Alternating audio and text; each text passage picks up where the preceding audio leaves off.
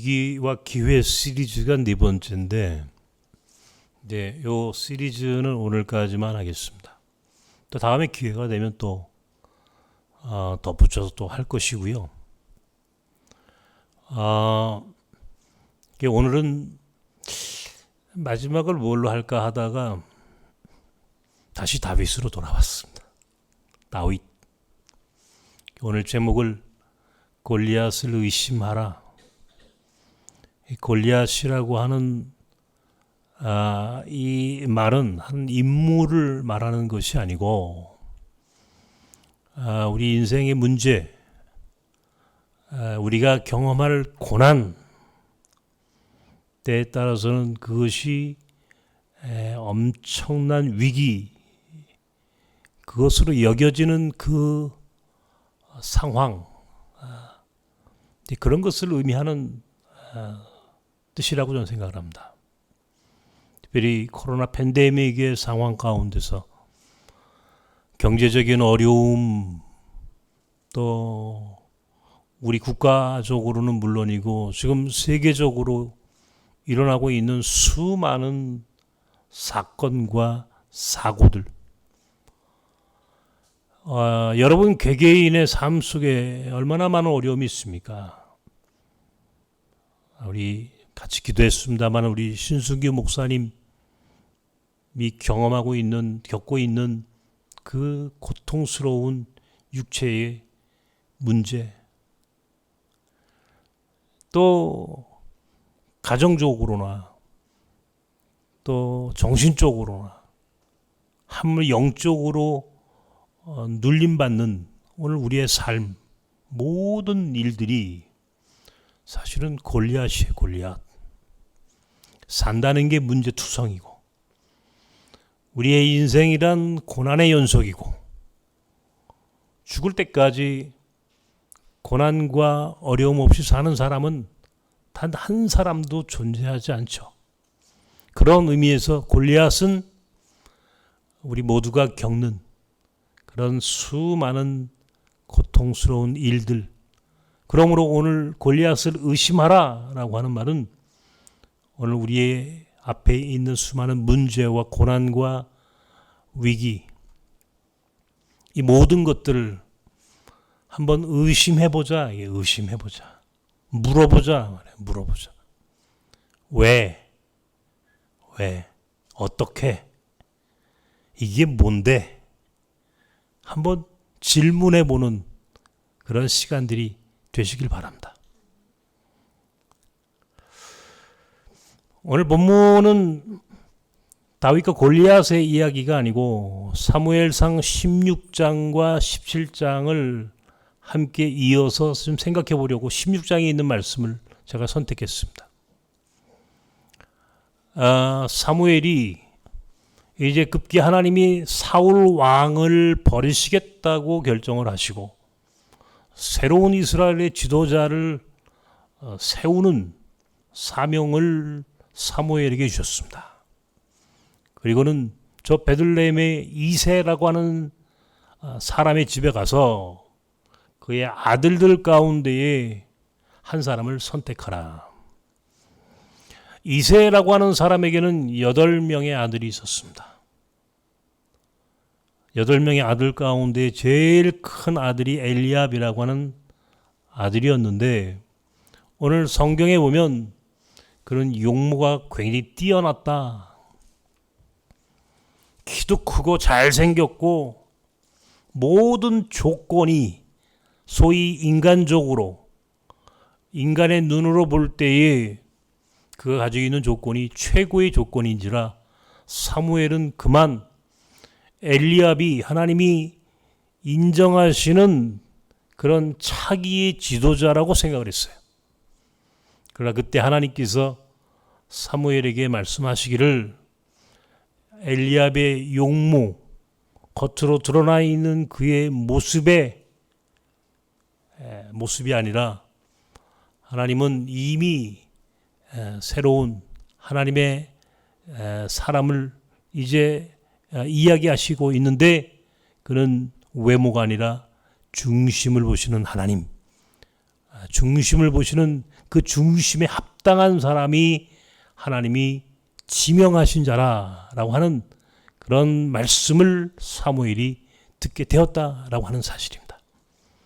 그리고 그 말씀 이후에 이제 급기야 이새의 8번째 아들 다윗을 보게 되고 그 이새의 막내 아들 다윗을 하나님이 이제 그렇게 사무엘을 통하여 지명하시는 것을 보게 됩니다.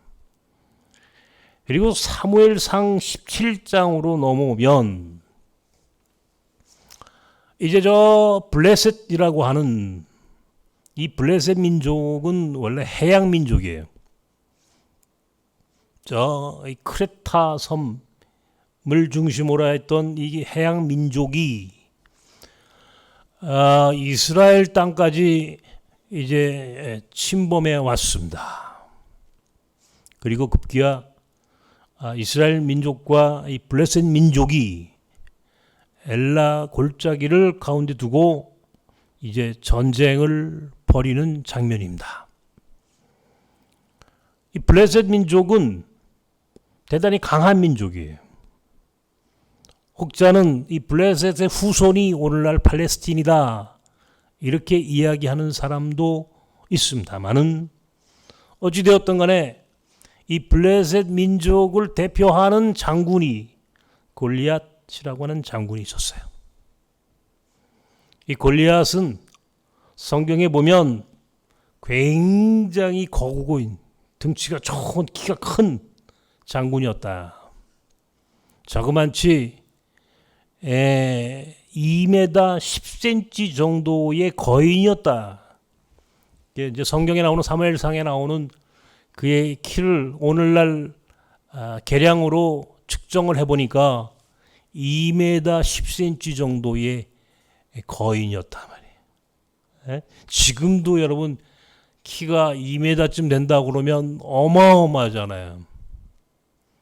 2m쯤 되면은 우리 교회의 제일 큰 우리 집사들이잖아요.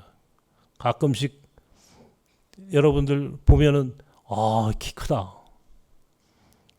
그런데요 2m 10cm 정도가 되면은 어느 정도인지 한번 생각해 보십시오. 거인이에요, 거인. 더더욱이나 그는 이 온갖 이 투구와 갑옷으로 이제 몸을 감쌌습니다. 손에는 긴 창을 들었고 이제 몸에는 칼을 찼으며 그의 앞에는 시종이 드는 방패로 이제 모든 것을 완전히 갖춘 그런 장군이 사무엘상 17장에 묘사되어 있습니다. 이쯤 되면 이제 사람들이 생각할 때에 이건 도무지 감당할 수 없을 만한 그런 엄청난 힘을 가진 그런 거인입니다. 등치만 좋은 게 아니라 무기까지 완벽하게 갖춘 겁니다. 이제 그 골리앗이 이제 이스라엘 민족을 향해서 소리를 치는 겁니다. 너희들 가운데 한 사람을 내보내라. 만약에 내가 너희를 이기면 너희가 우리의 종이 될 것이고 너희 중 한 사람이 나를 쓰러뜨리면 우리 블레셋이 너희의 종이 될 것이니 한판 붙자. 대표 선수를 내보내라. 대표 선수를. 그 거인 앞에 누가 나서서 전쟁을 하겠습니까? 모두가 다 주눅이 들어있어요. 주눅이 들어있는 이 상황 가운데 아주 우연하게도 다윗이라고 하는 소년이 등장을 하는 겁니다. 이새의 아들들 가운데에 엘리압을 비롯해서 세 아들이 그 전쟁에 참여를 했는데 아버지 이새가 막내 아들 다윗을 부르더니 저 전쟁터에 나가 있는 네 형들이 지금 어떻게 되어 있는지 궁금하니 형들을 위문하고 한번 형들의 안부를 갖고 오너라. 그렇게 이제 임무를 띄어서 다윗을 전쟁터에 보냈어요. 하필 다윗이 형들을 위문하는 그 위문의 현장이 바로 골리앗이 등장하는 순간이었단 말이에요. 그 어마어마한 거인, 완벽한 갑옷과 투구와 무기를 갖춘 골리앗이 소리를 지르는 그 소리를 들으니 모두가 다 벌벌 떠는 거예요. 두려워서 아무도 골리앗 앞에 나가지 못하는 거예요. 아무도. 그때 다윗이, 이 소년 다윗이 이제 자청을 합니다. 손을 들고는 내가 나가겠습니다. 내가 나가겠습니다. 우리 이 이야기를 여러분들 수도 없이 성경을 읽으셨을 뿐 아니라 저도 이 본문을 갖고 여러분에게 설교를 여러 번 했어요. 제가 어쩌면 설교를 제일 많이 하는 부분이 오늘 사무엘상 16장 혹은 17장에 있는 이 본문입니다. 그런데 오늘 다시 이 본문을 생각하고 싶었어요. 왜냐하면 우리가 살고 있는 지금 이 현실이 마치 이스라엘 민족이 골리앗을 상대로 하는 그런 엄중한 위기 가운데 있는 것 같은 그런 마음의 불편함, 그런 마음이 들었기 때문에 여러분에게 조금이라도 위로가 될 수만 있다면 이 본문을 또 읽어야지. 그래서 또 읽었습니다. 마침 제가 책을 읽었는데 이 다윗과 골리앗에 대한 책을 읽었어요. 말콤 글래드웰이라고 하는 작가가, 아마 그 사람은 여러분들 아마 들으셨을 아웃라이어라고 하는 유명한 책을 썼던 이 사람이 쓴 책을 마침 제가 읽고, 이 사람이 다윗과 골리앗의 이야기를 우리 교인들과 또 나눠야 하겠다, 이런 생각을 하게 됐습니다. 그리고 그 말콤 글래드웰의 책의 말미에 이런 말이 있습니다. 골리앗을 의심하라. 갑자기 제 마음속에 이걸 본문으로 정해야 되겠다. 골리앗을 의심하는 것부터 시작하자. 골리앗을 의심하는 것. 문제를, 위기와 고난을 의심하고 질문하는 것부터 오늘 우리의 문제를 풀어가는 길을 찾아보자. 어디에 위기를 기회로 바꿀 수 있는 길이 있을까? 사무엘상 17장 38절부터 40절까지의 말씀을 오늘 여기에 준비했습니다. 함께 우리 준비된 PPT를 한번 읽도록 그렇게 하십시다. 시작.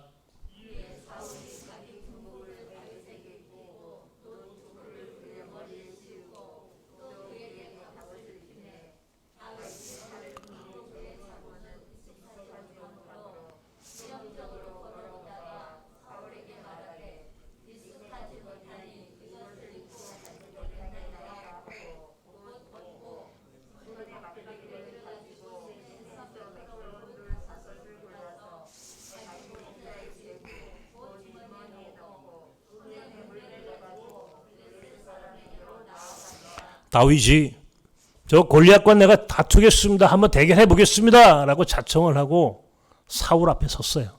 그러니까 사울 왕이, 야, 네가 저 골리앗하고 싸우려고?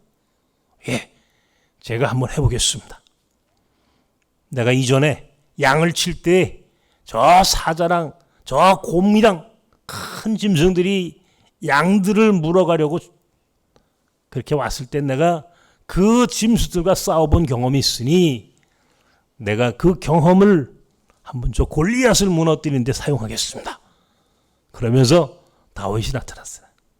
그랬더니 사울이 오늘 다윗에게 오늘 갑옷과 칼과 그가 무기를 해줄 수 있는 무기와 모든 것들을 한번 다윗에게 줬다는 겁니다. 자, 골리앗도 지금 투구를 쓰고 그가 갑옷을 입었고 그 갑옷의 무게가 자그마치 지금으로 따지면 45kg가 넘는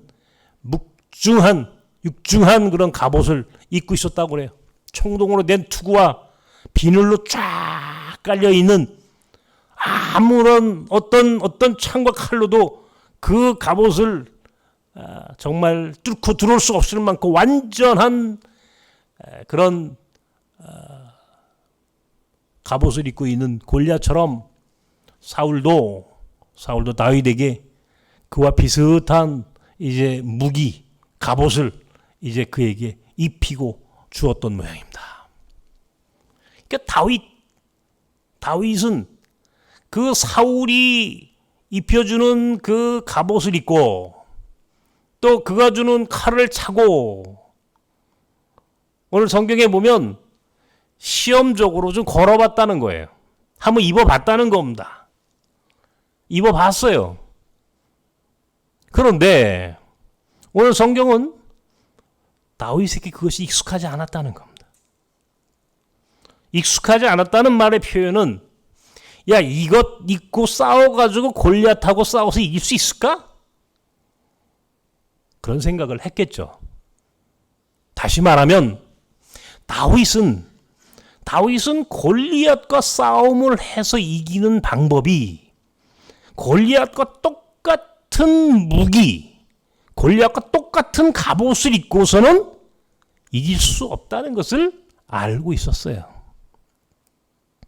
똑같은 옷, 똑같은 무기, 똑같은 전략을 갖고서는 골리앗을 이기지 못한다. 하물며 무거운 갑옷을 입고 칼을 차고 그 거대한 2m가 넘는 거인과 싸워서 이길 수 있다고 생각하는 이것은 참으로 어리석은 생각입니다.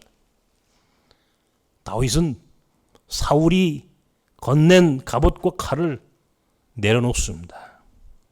그리고 오늘 성경은 이렇게 이야기합니다. 막대기 하나. 그리고 조약돌 5개. 물매. 여러분, 이 물매라고 하는 게 이게 중요한 겁니다. 물매라고 하는 게 이제 돌을 놓고 쫙 돌려가지고 쫙 던지는 이게 아마 양치는 다윗에게는 아마 그게 익숙했던 모양입니다. 그러니까 돌멩이 5개, 그리고 막대기 하나. 이걸 들고 골리앗 앞에 섰다는 겁니다.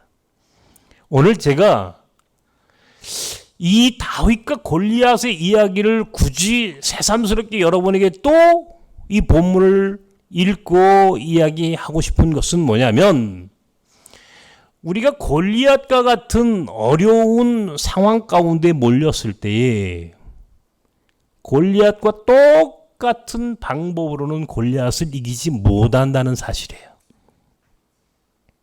달라야 한다는 겁니다.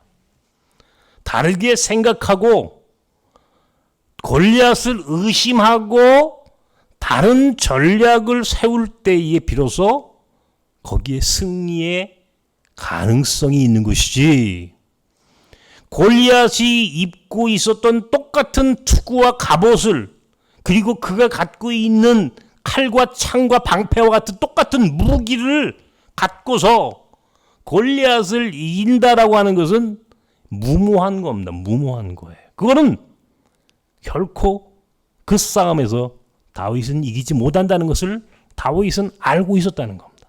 그리고 다윗은 골리앗과 다른 무기, 그가 선택한 무기는 막대기, 그리고 조약돌 5개, 물매, 이것밖에는 없었어요.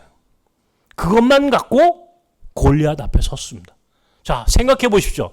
골리앗은 자기와 똑같은 무기를 갖고 똑같은 갑옷을 입고 전쟁할 것이라고 생각하고 준비하고 나왔는데, 다윗이라고 하는 어린 소녀는 어라? 막대기 하나 들고 주머니에 갖고 온 조약돌 5개. 이게 도무지 상상할 수 없는 상황이 연출된 겁니다. 여기에 답이 있습니다. 달라야 한다는 겁니다. 게임의 법칙을 우리는 똑같은 이 문제를 우리가 인생에도 똑같은 이 상황을 맞닥뜨리면 우리는 우리 생각이 한계가 있습니다. 야, 눈앞에 보이는 것, 당장 이 문제의 크기, 문제가 얼마나 절망적인가, 그 위기가 얼마나 고통스러운가, 여기에 매몰됩니다. 그래서 그것과 똑같은 무기, 똑같은 방법으로 대결하려고 준비를 합니다. 그런데 다윗은 그런 방법을 취하지 않았다는 겁니다. 다윗의 방법은 달랐다는 겁니다. 그가 취한 방법이 오늘 우리가 취해야 할 방법이라는 겁니다. 인생을 살아가는데 이게 다르게 생각하고 다른 방법으로 문제를 해결해 보려고 하는 노력을 한다는 것이 이게 쉬운 것은 아닙니다. 그럼에도 불구하고 오늘 이 본문에서 우리는 지혜를 얻어야 합니다. 똑같은 방법으로 싸워서는 이길 수 없다면 다른 방법, 내가 잘할 수 있는 길, 하나님이 주신 지혜, 이런 것들로 대결할 수 있다는 겁니다. 요즘 군대말로 얘기하면요, 골리앗은 보병입니다. 보병. 그런데 다윗은요, 포병입니다. 보병과 포병이 붙었습니다. 누가 이깁니까? 보병이 이깁니까? 포병이 이깁니까? 포병이 이기는 거예요. 겉으로 볼 때는 분명히 골리앗이 거대합니다. 겉으로 볼 때는 그가 근사합니다. 그가 이길 것만 같습니다. 그러나 정작 싸움이 벌어지면 다윗이 이깁니다. 왜? 다윗은 골리앗이 생각했던 게임의 방법을 버렸습니다. 소위 게임의 규칙을 바꾼 겁니다. 게임의 규칙을 바꾼다는 것, 게임의 룰을 바꾼다는 것, 이건 굉장한 겁니다. 오늘 이 본문이 우리에게 가르쳐주는 지혜가 이겁니다. 게임의 규칙을 바꾸라는 겁니다. 게임의 규칙, 게임의 룰을 바꿀 수 있는 사람이 되어보자는 겁니다. 제가 이 두 사람의 이 싸움의 이야기를 이 말콤 글래드웰이라고 하는 작가가 쓴 책을 읽다가 마치 그 책에 재밌는 사례를 하나 이야기합니다. 1860년대에 이 프랑스 파리에는 아주 색다른 미술 사조가 시작되었습니다. 그 사람들을 이름하여 인상파 화가라고 부릅니다. 저는 사실은 이 그림이나 이런 쪽에 전혀 문외 아닙니다. 솔직히 얘기해가지고요, 저는 지금 책에서 읽은 얘기를 여러분에 해드리는 겁니다. 잘 들어보십시오. 재미가 있어서 제가 읽어드리는 겁니다. 저 설명을 해드리는 겁니다. 근데 인상파 화가들이 대체로 어떤 사람이냐면 마네, 드가, 모네, 르누아르, 세잔, 뭐 이런 사람들이에요. 이런 사람들이 있던 1860년대 19세기 중엽의 프랑스는 세계 만국 전람회 이런 그 큰 전람회가 이제 열리고 아마 전 세계 미술 화가들이 모여드는 그런 그 예술가들의 도시였다고 합니다. 지금도 그렇죠. 제가 아주 오래전에 프랑스 갔을 때 이 몽마르트 언덕에 많은 화가들이 그림을 그리는 그 모습을 저는 지금도 기억을 하는데 아마 그런 전통이 지금까지 이어져 온 모양입니다. 근데 그 당시에 이 파리의 화가들이 한 3,000명 정도가 모여서 이제 1년에 한 번씩 큰 전시회가 열립니다.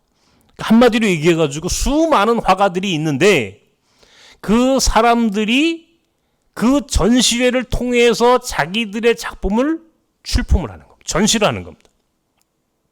그래서 그 전시회에 이제 그 전시회 전시를 하고 출품이 돼서 그리고 거기서 인정을 받아야만이 그림이 팔리고 그것으로 밥을 먹고 살고 이제 세상에 이름을 날리고 이런 거겠죠, 그죠? 그러니까 이 전시회에 한마디로 얘기해서 이 전시회에 자기의 작품이 출품돼서 거기에 걸리는 것이 모든 화가들의 꿈입니다. 그 전시회의 이름하여 살롱전이다 그랬대. 살롱전. 그 살롱전에 출품해서 전시회에 이제 그림이 걸려야 되는 거예요. 근데 1년에 그 그림이 이 모든 화가들은 3점 이상을 출품할 수 없을 뿐더러 그 살롱전에 전시될 수 있는 사람은 아주 지극히 제한되어 있어요. 불과 몇 명, 많은 사람이 출품을 하지만 정작 그 살롱전에서 그림이 전시될 가능성이 있는 사람은 지극히 작았다는 겁니다. 그 살롱전은 그 당시 프랑스의 모든 화가들이 원하는 그 사람들에게 자기의 이름을 알릴 수 있는 자기 그림을 세상에 소개할 수 있는 유일한 통로였습니다. 그러니까 거기에 만약에 합격하지 못하면 어떤 사람은 자살도 하고 어떤 사람은 절망을 하고 붓을 꺾어버리고 뭐 이런 일들이 비일비재했던 겁니다. 그때의 그 인상파 화가들도 똑같은 입장이었겠죠. 살롱전에 그림을 출품합니다. 근데 결국 그 그림을 출품하지만 그 전시회에 그림이 걸릴 수 있는 사람은 지극히 제한되는 거예요. 몇 사람, 그것도 한 사람이 3점 이상 출품할 수 없을 뿐더러 그렇게 출품된 작품도 한 점이나 혹은 아무것도 아무런 정말 단 한 점도 전시회에 걸리지 못하는 경우가 비일비재하는 그런 대단히 어려운 이런 상황에 있을 때에 몇몇 대 인상파 화가들이 그 살롱전에 그 전시회를 놓고 이제 의심을 하는 겁니다. 한마디로. 야, 과연 왜 화가들은 저 살롱전에 모두가 다 목숨을 걸을까? 왜 저 방법밖에는 없다고 생각할까? 라고 의심했겠죠. 혹시 다른 방법은 없을까? 그때에 몇몇의 인상파 화가들이 자기들만의 전시회를 구상했다는 겁니다. 살롱전의 그 거대한 그 파리에 말이죠.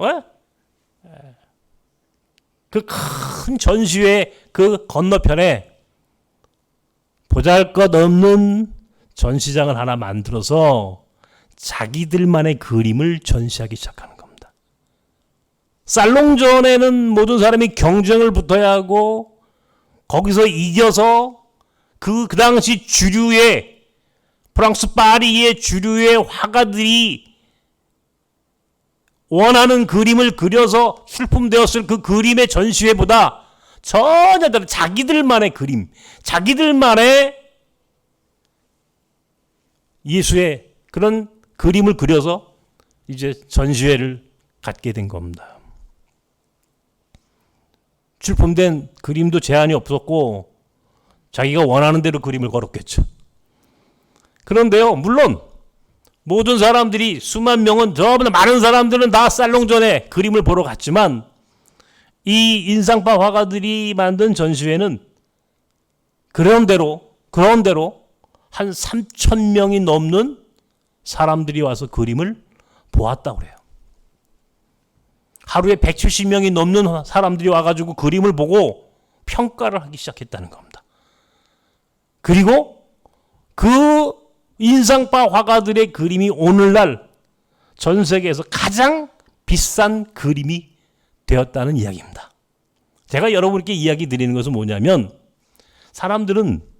모든 사람들은 그 살롱전이라고 하는 전시회만이 유일한 통로라고 생각을 해요. 모든 화가들은 그 살롱전에 자기 그림이 들어가서 데뷔하고 거기서 명성을 올려서 돈을 벌고 그래서 그림을 그릴 수 있는 길이래 그것밖에 없다고 생각하는데 몇몇의 인상파 화가들은 야, 저 살롱전?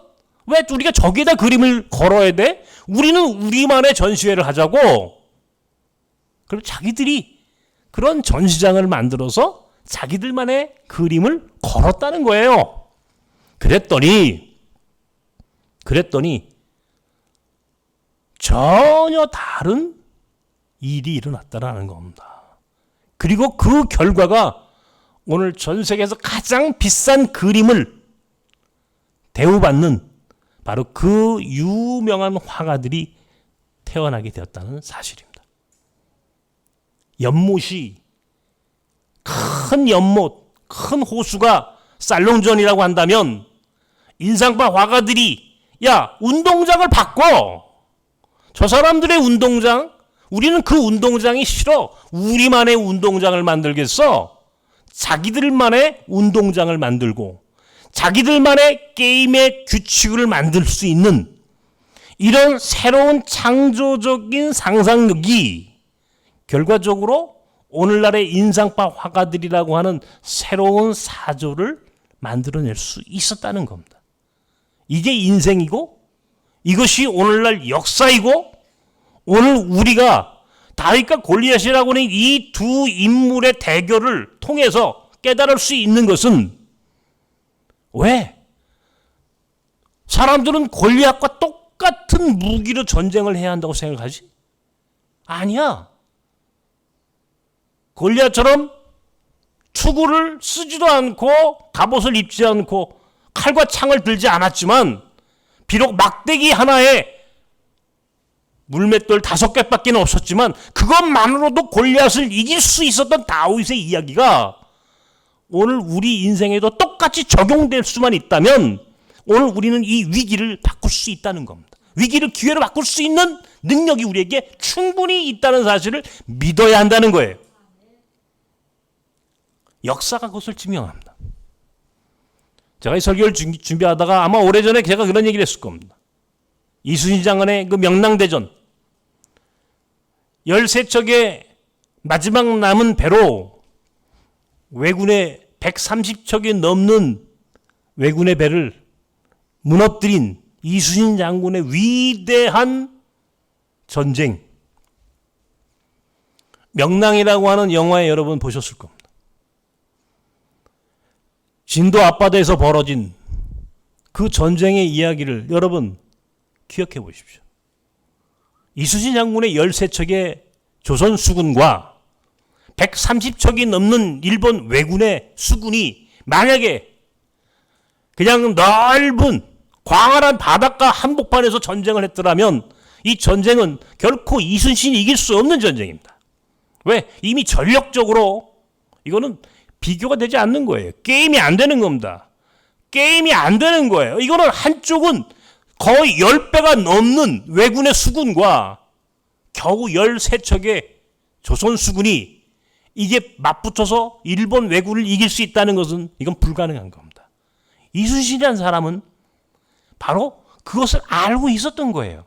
똑같은 방법으로는 이 전쟁에서 이길 수 없다. 달라야 한다는 겁니다. 이순신이 본 것은 진도 앞바다, 진도에 있는 율돌목이라고 하는 거센 물결을 본 겁니다. 율돌목이라는 데 여러분 가보셨습니까? 지금의 진도대교를 건너가다 보면 저는 진도대교를 아주 오래전에 건널 때 일부러 진도대교에 내려서 그 아래에 그 율돌목이 흐르는 그 물살을 본 기억이 지금도 있습니다. 엄청난 물살. 진도 지역이 그런데 그런 엄청난 물살, 물이 흐르는 그 거센 물살이 흐르는 그 지점을 이순신은 알고 있었고 일본의 왜군을 그 율돌목으로 유인합니다. 그리고는요 그 율돌목 안으로 끌려 들어온 일본의 왜군은 자기들이 아무리 노를 젓고 길을 써도 그 거센 물살을 이기지 못해요. 그 앞에서 13척의 조선 수군이 130척이 넘는 일본 수군을 차례차례 격파를 해버리는 겁니다. 게임의 룰을 바꾸는 거예요. 게임의 룰을 바꾸는 거. 똑같은 운동장에서 싸우지 않는 겁니다. 운동장을 바꿀 줄 알아야 되는 거예요. 운동장을 바꿀 줄 안다는 것. 이건 굉장한 지혜인 것 같지만 하나님이 우리에게 그런 지혜를 주셨어요. 여러분 그걸 믿으셔야만 합니다. 제가 이 설교를 준비하다가 문득 우리 학교가 제가 이 간증을 여러 번 하는데 이 간증을 한 번도 한 적이 없어요. 사실은. 이 땅을 서울시가 이 땅을 몽골학교 부지로 지정을 하고 그 당시에 이 땅의 주인이 우리나라 굴지의 대기업입니다. 재벌이었어요. 이 대재벌이 서울시를 상대로 행정소송을 냈습니다. 이 땅을 몽골학교 부지로 팔지 않겠다고 대재벌이 서울시를 상대로 행정소송을 냈는데 서울시는 자기들이 무슨 관계가 있냐고요. 이 땅에 학교를 지을 사람은 우리인데 우리 보고 니들이 알아서 대응해. 던져버리는 겁니다. 그리고요 그 대재벌은 김앤장이라고 하는 우리나라 최도의 로펌을 법률 대리인으로 딱 앞에 세웠습니다. 우리 몽골 학교는 서울시가 하는 게 아니라 서울시가 그 법의 이 당사자지만 서울시 공무원들이 무슨 자기들이 몽골학교 건물, 몽골학교 이게 뭐라고 자기들이 그 정도까지는 안 하죠. 니들이 알아서 해 이기든지 지든지. 우리 몽골학교에다가 딱 던져버리는 겁니다. 이제는 니들이 알아서 대응해. 그 김앤장이라고 하는 로펌과 우리 몽골학교가 붙었습니다. 처음에 여기 이제 당사자가 되신 장로님도 계시지만 저도 이 방법을 어떻게 할까라고 하는 방법을 여러 가지를 궁리했습니다. 사실은요, 왜 생각을 안 했겠습니까? 근데 김앤장이라고 하는 로펌이 딱 나오는 순간 사실은 저는요, 질렸어요. 저는 질렸어요. 아, 이거는 이 싸움은 그냥 싸워서는 도저히 이기지 못하는 싸움이라고 하는 사실을 사실 저는 알았어요. 제가 오늘 이 얘기를 처음 하는 겁니다. 제가 이 설교를 준비하다가 문득 그때 내 마음속에 있었던 아주 작은 어떤 그 마음 하나가 있었는데 그것이 만약에 김앤장이라고 하는 로펌이 우리 몽골학교하고 지금 붙었는데 그러면 우리 학교는 우리도 그 변호사를 대야 될 거 아니에요. 우리도 뭐 아무리 별 볼 일 없는 그런 작은 조직이지만 어떻게든 간에 변호사 한 사람 사가지고 대리인 세울 수 있잖아요. 그죠?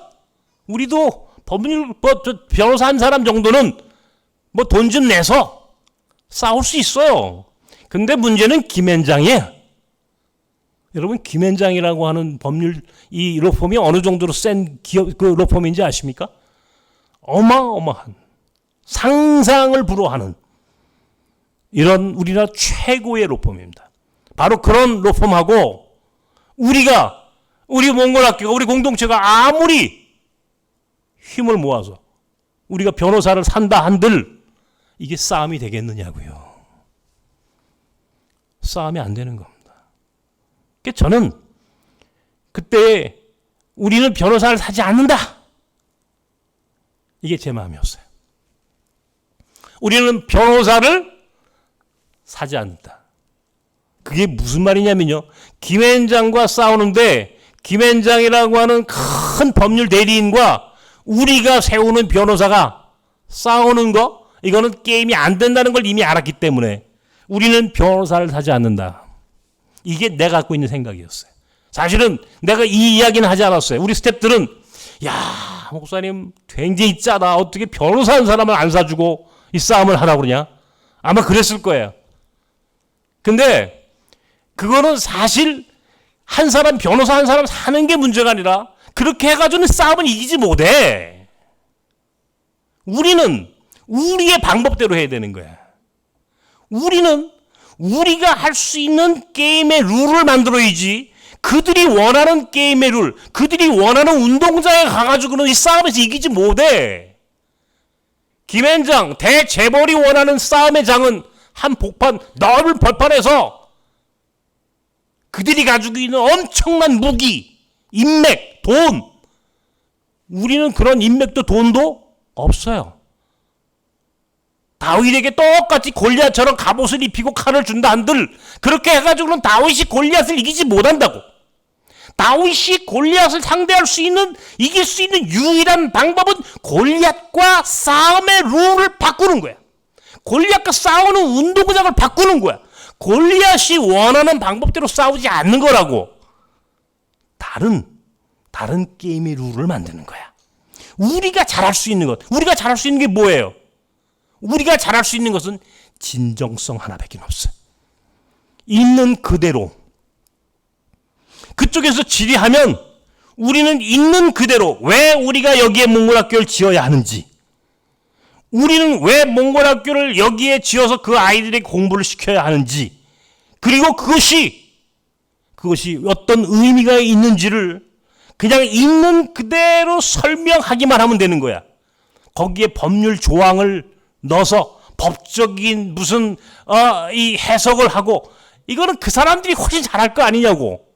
우리나라 최고의 변호사들인데 그 사람들하고 싸워서 우리가 어떻게 이기느냐고. 우리는 그런 법적인 문제 몰라. 나는 당신들하고 법적인 얘기하고 싶지 않아. 우리는 여기에 몽골학교가 왜 있어야 하는지만 설명하면 되는 거야. 나는 거기에만 집중하기로 했어. 그래서 변호사가 필요 없는 거예요. 우리한테는. 변호사를 하지 않았어요. 결과는 어떻게 됐느냐. 1심, 2심 모두 우리가 이겼어. 우리가 모두가 이겼다는 게 1심도 이기고요. 2심도 우리가 이겼어요. 게임이 안 되는데 우리가 이겼어요. 사람들이 이상할 거 아니에요. 어떻게 싸워서 이겼느냐고. 게임의 룰을 바꿨다니까요. 그들이 원하는 대로 싸우지 않았다고. 법적인 문제 갖고 싸우지 않았어요. 우리는. 그거는 그 사람들의 게임의 룰이야. 우리는 우리의 게임의 법칙이 있어. 나는 내가 갖고 있는 게임의 법칙으로 싸우는 거야. 적어도 우리가 인생을 살면서 똑같은 상황을 맞닥뜨리는, 이것이 비즈니스를 하든 인생을 살든 무슨 일을 하든 똑같은 문제를 맞닥뜨릴 수 있어요. 그때마다 여러분 잘 생각해 보십시오. 어떻게 해야 하는가. 언젠가 얘기했어요. 베트남의 유명한 장군 지압이라고 하는 장군은요, 미군을 상대로 싸울 때 소위 산무 전략, 산무 전술을 썼다고 그래요. 미군이 원하는 시간에는 싸우지 않는다. 미군이 원하는 공간에선 싸우지 않는다. 적이 원하는 방법대로는 싸우지 않는다. 이게 지압 장군이 갖고 있는 소위 산무 전략이야. 세 가지를 하지 않는다 이거야. 똑같은 그들이 원하는 시간, 그들이 원하는 공간, 그들이 원하는 방법대로는 안 싸운다. 이것이 베트남이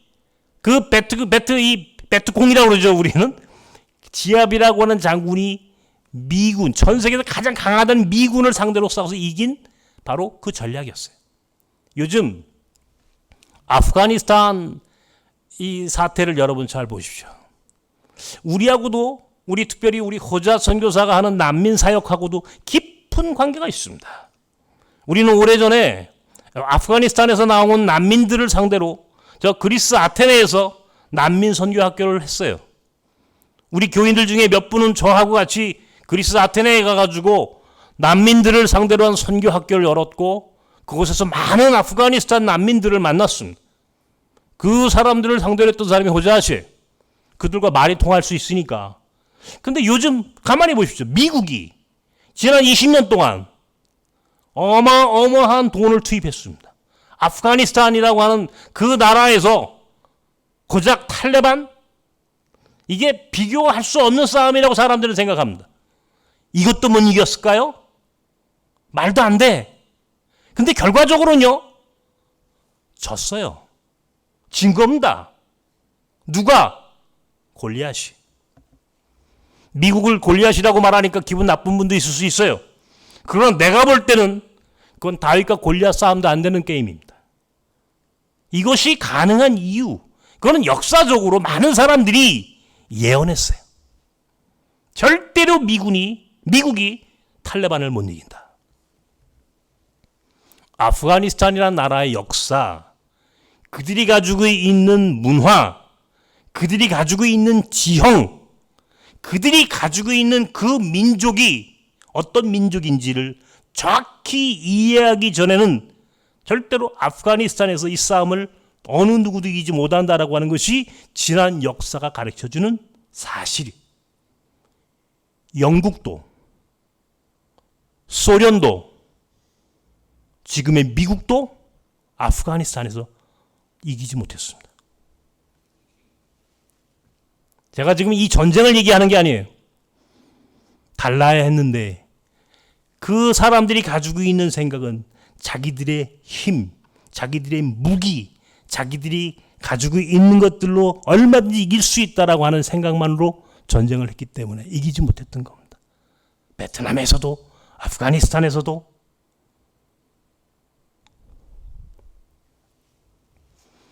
저는 오늘 다윗과 골리앗의 이야기를 준비하다가 문득 야곱이라고 하는 사람을 떠올렸습니다. 야곱의 꿈은 성공입니다. 야곱의 꿈은 축복받는 인생이었어요. 그런데 그는 그의 형 에서와 더불어 쌍둥이입니다. 그는 둘째 아들로 태어났습니다. 둘째 아들은 결코 상속권을 받지 못하는 것이 이스라엘 민족의 전통입니다. 이스라엘 사람들의 전통에 의하면 모든 이 축복권은, 상속권은 장자만이 가질 수 있습니다. 그러니까 에서가 그의 형 에서가 장자권을 갖고 있는 에서만이 그 집안의 상속권을 가질 수 있고 그만이 축복을 받을 수 있는 조건을 가지고 있었던 거예요.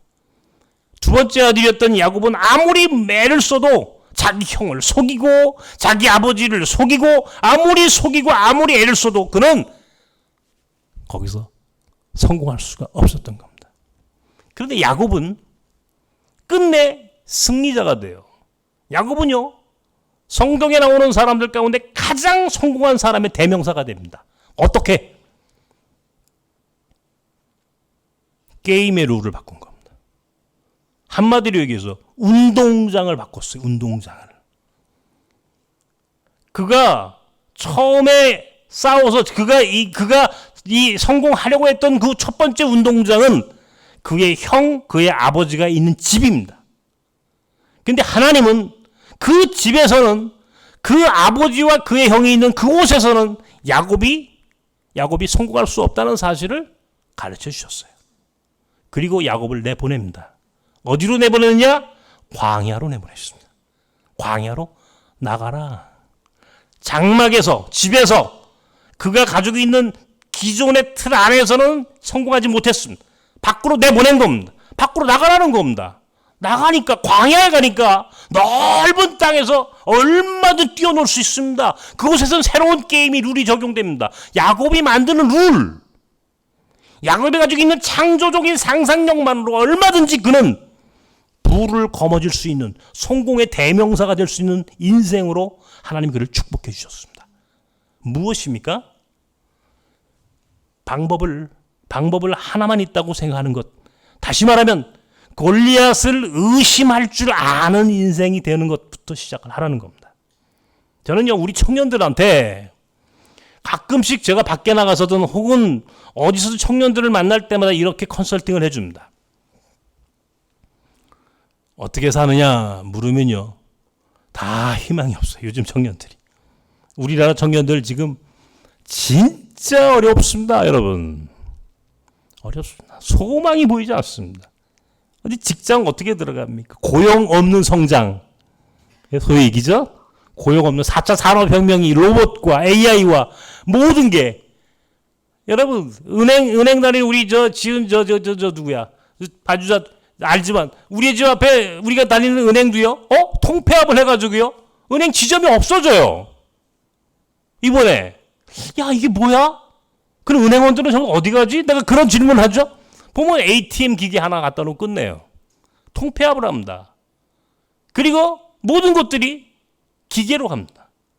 이런 상황에서 무슨 취직이 되고 앞으로 어떻게 지속적인 고용이 이루어질 수 있겠습니까? 안 돼요.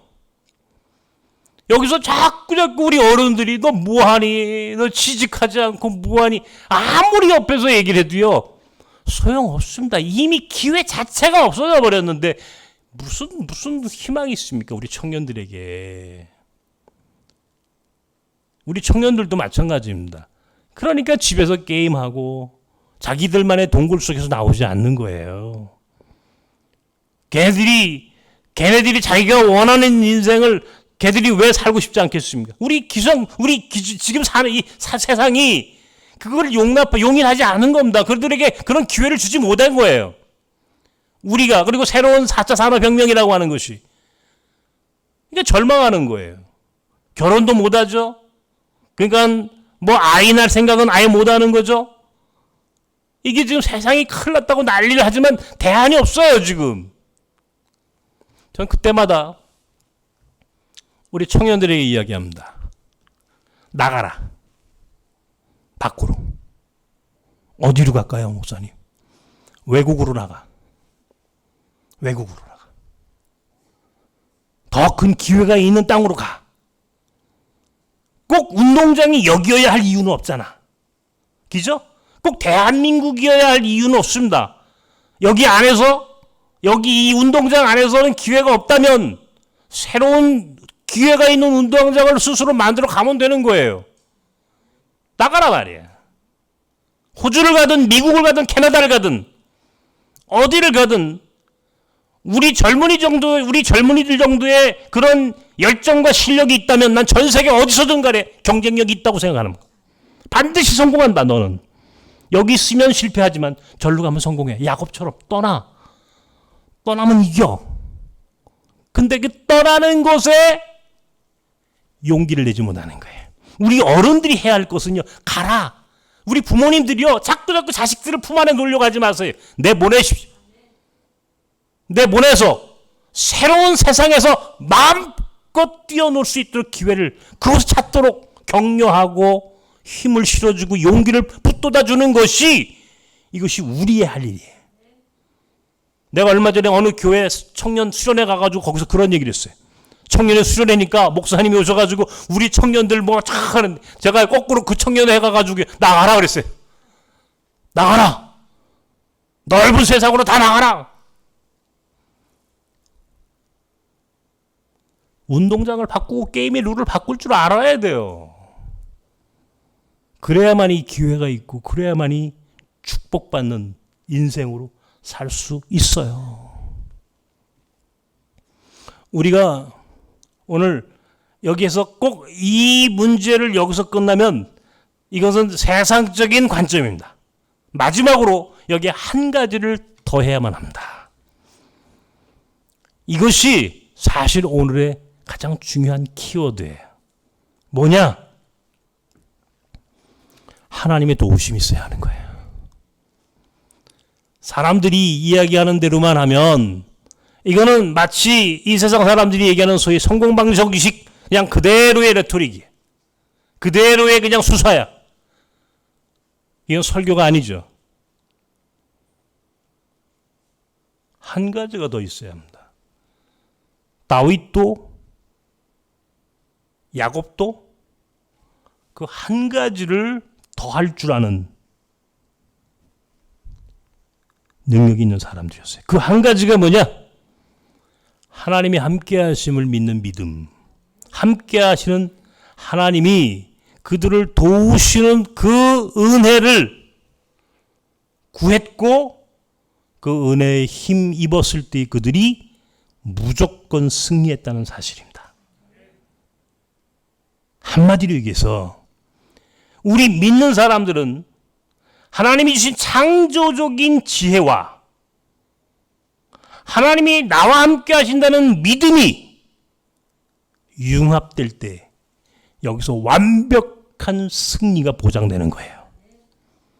완벽한 승리.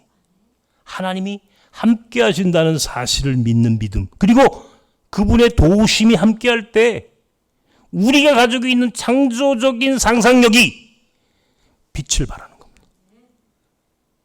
이 세상 사람들 가운데 무조건 모든 사람들이 다 창조적 상상을 많은 사람들이 갖고 있어요. 그런데 그런 식으로 따지면 다 이길 수 있게?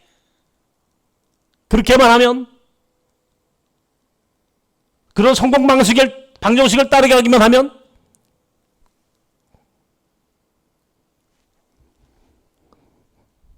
거기에 하나를 더 해야 되는 거예요. 다윗과 야곱이 갖고 있었던 바로 하나님이 우리를 도우신다는 사실. 이것이 요즘 말로 융합될 때에 비로소 우리의 삶의 승리가 보장이 되는 겁니다. 저는 제 삶에서 그런 간증이 있어요. 특별히 나섬 공동체와 오늘까지 우리의 사역을 해오면서 아마 저만큼 창조적인 상상력이 그래도 많은 사람이 그렇게 많지 않을 겁니다. 목사들 중에. 그런데요, 그때마다 제가 하나님께 구했어요. 하나님이 이 문제를 해결해 주시면 이것이 결국 하나님의 나라를 위한 것이 될 것이고, 이것이 하나님이 살아계시다는 것을 이 사역을 통해서 간증할 수 있는 간증거리가 될 것입니다. 도와주십시오. 내게 지혜를 주시고, 그래서 반드시 이 문제를 풀어서 이길 수 있도록 도와주십시오. 저는 그것을 혁신이라고 불렀습니다. 그렇게 해서 오늘 우리는 위기를 기회로 만들었고, 오늘 우리는 여기에 이렇게 존재할 수 있었던 겁니다.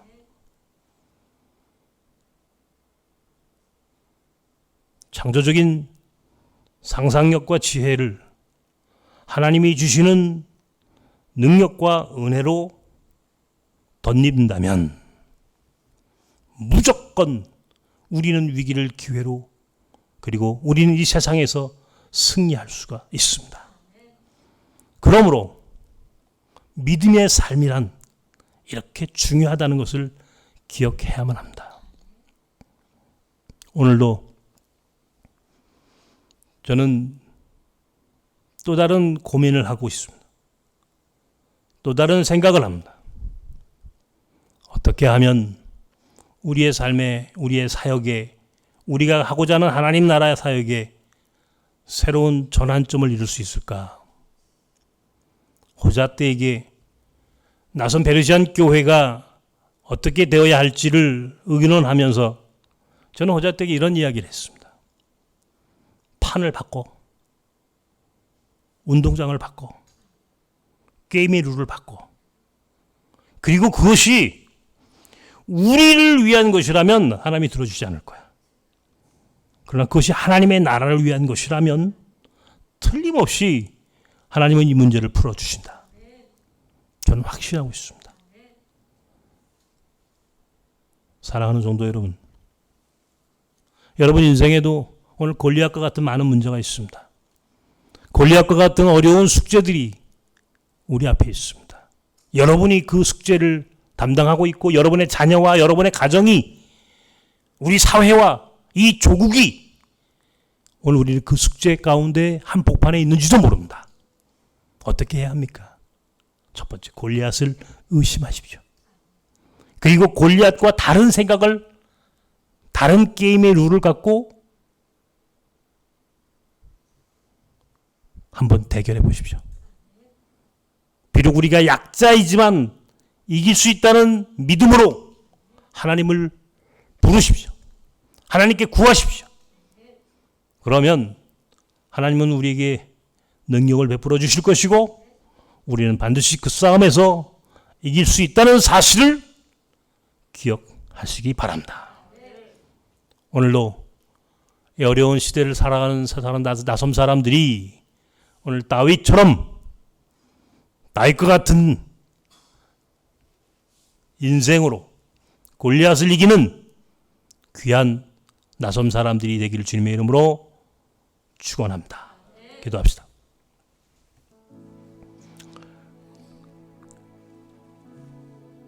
골리앗을 의심하는 것으로부터, 그리고 골리앗과 다른 방법으로 싸우는 것,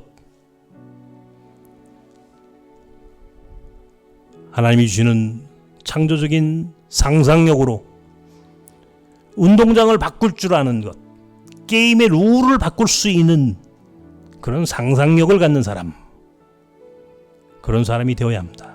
여기에 더하여 잊지 말아야 할 것 하나, 하나님의 도우심이 필요합니다. 하나님이 함께 하시면 우리는 어떤 경우에도 우리 이길 수 있습니다. 이 믿음으로 오늘도 우리 하나님 앞에 우리가 구합시다.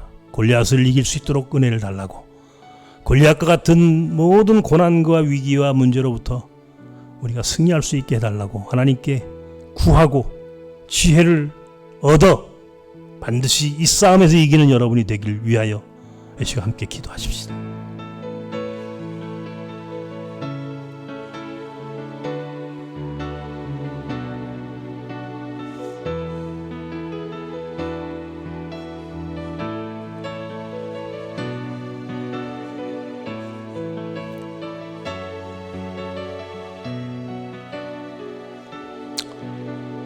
사랑이신 하나님,